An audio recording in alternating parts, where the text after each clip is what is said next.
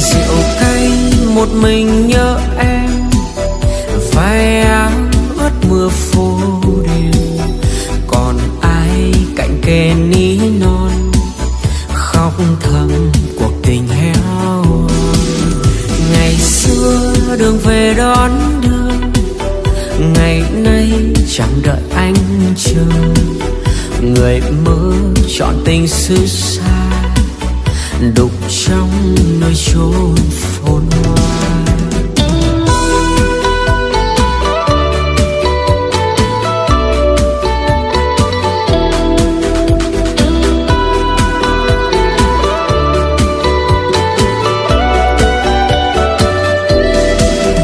Lạc nhau còn gì nữa đâu, nỗi nhớ cách chia hai đầu.